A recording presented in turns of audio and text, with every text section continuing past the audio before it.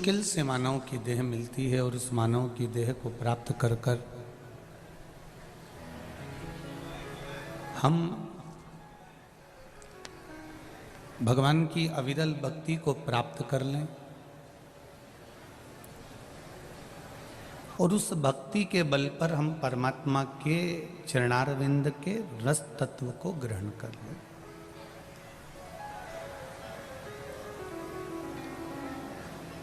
संसार में ऐसा कोई नहीं जन्मा जिसको अपने कर्म का भोग नहीं भोगना। आप होगे तो आपको भी अपने कर्म का भोग भोगना है, हम हैं तो हमको भी अपने कर्म का भोग भोगना है। संसार सागर में जितनों ने भी जन्म लिया है, इस मृत्यु लोक में जितने भी जन्मे हैं, इन सबको अपने कर्म का भोग भोगना। पर कर्म के भोग को भोगने के लिए जन्म तो मिला है, पर उसके साथ में पूर्व के कर्म में जो हमने कुछ गलत कर भी दिया हो, मान लो अभी आपने कोई गलत किया ही नहीं, पर पूर्व में तो कुछ करा होगा।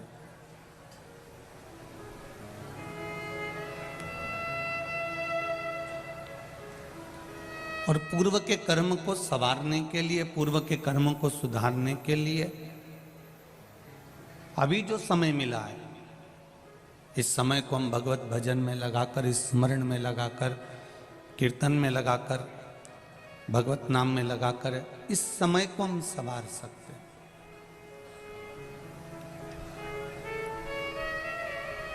कोई तुमसे ज्यादा भजन बन नहीं सकता, कोई आडंबर तुमसे बन नहीं सकता और करना भी नहीं चाहिए। ज्यादा आडंबर की जरूरत मेरे भगवान को कभी नहीं है।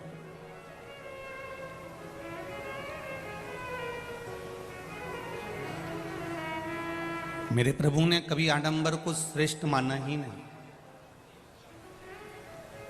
कभी भगवान को आडंबर की जरूरत पड़ी ही नहीं। और यहां जितने बैठे हैं इस कथा में और जितने लोग आस्था चैनल पर सुन रहे हैं, जितने लोग फेसबुक यूट्यूब पर कथा सुन रहे हैं, ये मेरा विश्वास कहता है कि आप भी मंदिर जाते होगे या भगवान का भजन करते होगे या श्री शिवाय नमस्तुभ्यम बोलते होगे या एक लोटा जल चढ़ाते होगे, तो ये मेरा विश्वास कहता है कि जितने शंकर के भगत हैं ये एक भी आडंबर नहीं करते या आडंबर से भी हीन है। इनके आडंबर नहीं है।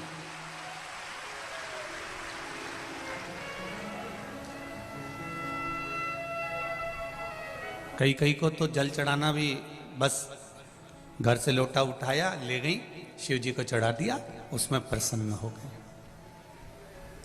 एक बेलपत्र वहीं से उठाकर वहीं चढ़ा दी, धोकर प्रसन्न हो गए।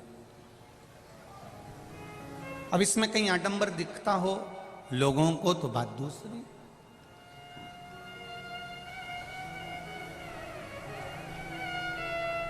शिव भजन में कहीं आडंबर है ही नहीं।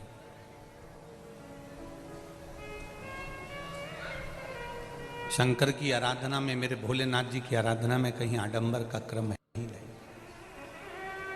मेरे कपड़ा बदलकर कोई संत नहीं बन सकता, कपड़ा बदलकर कोई साधु नहीं बन सकता, कपड़ा बदलकर कोई भक्त नहीं बन सकता, कपड़ा बदलकर कोई सन्यासी या तपस्वी नहीं बन सकता। कपड़ा बदलकर ना तो तुम संत बन सकते हो, ना साधु बन सकते हो, ना तपस्वी बन सकते हो, ना सन्यासी बन सकते हो, ना तुम साधना कर सकते हो। कपड़ा बदलकर ना तुम भक्त बन सकते हो। पर शिव महापुराण की कथा कहती है, कपड़ा बदलकर तुम भक्त भले नहीं बन सकते, पर कर्म बदलकर तुम भगवान के श्रेष्ठ भक्त जरूर बन सकते हो, यह निश्चित है।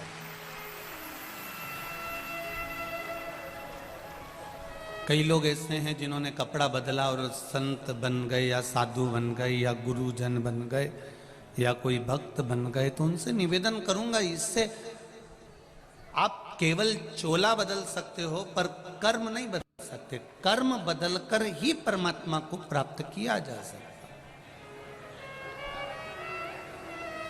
कर्म बदलकर ही हम भगवान को प्राप्त कर सकते हैं।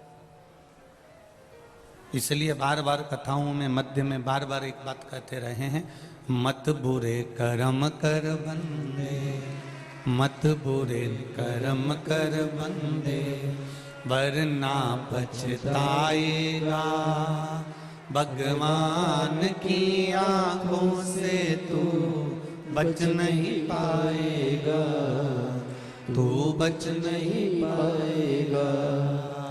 अरे ओ अज्ञानी मत कर नादानी, अरे ओ अज्ञानी मत कर नादानी।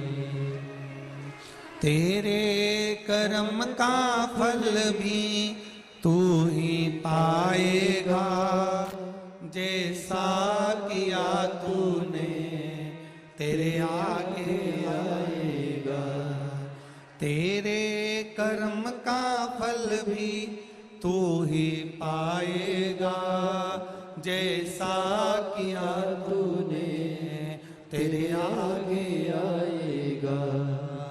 मत बुरे कर्म कर बंदे, मत बुरे कर्म कर बंदे, वरना पछताएगा, भगवान की आंखों से तू बच नहीं पाएगा, तू बच नहीं पाएगा।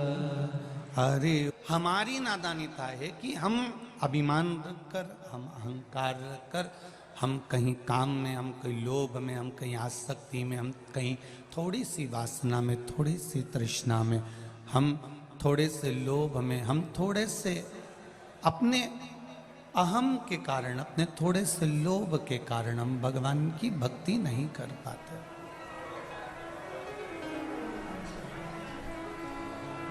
हम भगवान का भजन नहीं कर पाते, हम भगवान का स्मरण नहीं कर पाते।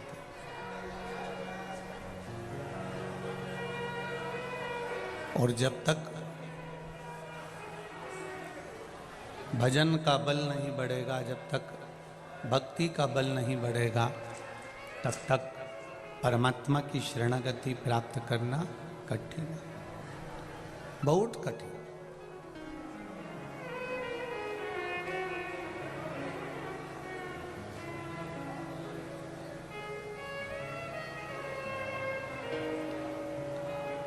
महाराज, कपड़ा बदलने से जरूरी, ज्यादा जरूरी है अपने कर्म को बदलना। जो हमने कपड़ा बदला है, जो हमने कपड़ा चेंज करा है, उससे ज्यादा हमको कर्म बदलना पड़ेगा।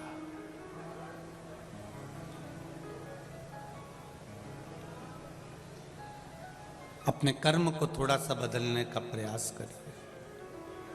माना परिवार में रहना है तो थोड़ा न थोड़ा तो आपको झूठ बोलना ही पड़ेगा। परिवार को चलाना है तो थोड़ा न थोड़ा छल कपट बेईमानी प्रपंच करना ही पड़ेगा। हम यहां से बैठकर मना भी कर देंगे तो तुम कौन सा सुधरने वाले, कौन सा तुम झूठ बोलना छोड़ दोगे, कौन सा तुम कपट करना बंद कर दोगे, कौन सा तुम छल करना बंद कर दोगे, कौन सी तुम बेईमानी बंद कर दोगे।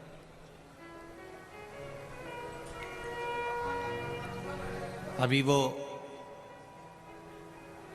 एक बेटी श्रद्धा के साथ में दिल्ली में कुछ गलत हुआ, उसके 35 टुकड़े कर कर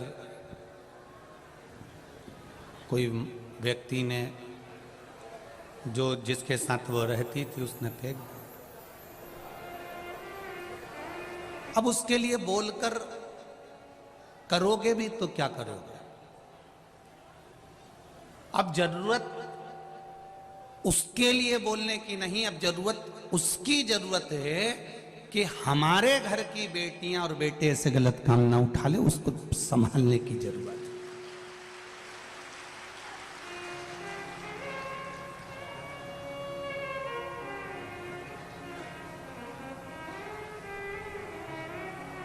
अब विचार और विमर्शता ये होना चाहिए कि हमारे घर के बच्चे कहीं गलत जगह ना पहुंच जाएं, हमारे घर की बेटियां कहीं गलत मार्ग की ओर ना चली जाएं, हमारे यहाँ के बच्चे किसी गलत मार्ग की ओर ना चले जाएं। ये श्रद्धा के उस स्वरूप से, श्रद्धा के उन टुकड़ों से हमें सीख लेना चाहिए।